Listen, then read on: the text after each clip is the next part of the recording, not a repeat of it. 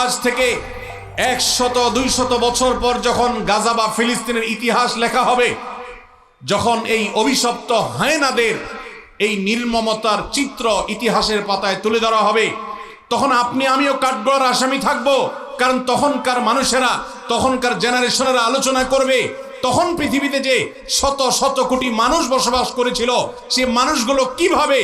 এতগুলো মানুষের সামনে পৃথিবীর ছোট্ট একটা ভূখণ্ডের মধ্যে এইভাবে মানুষকে হত্যাযজ্ঞ চালানো হয়েছে, নির্মমতা করা হয়েছে, শিশুদের সামনে বাবা মাকে খুন করা হয়েছে, বাবা মার সামনে শিশুদেরকে টুকরা টুকরো করা হয়েছে, কিভাবে এই নির্মমতা চালানো হয়েছে বিশ্বের শত শত কোটি মানুষ, তারা তখন কি করেছে।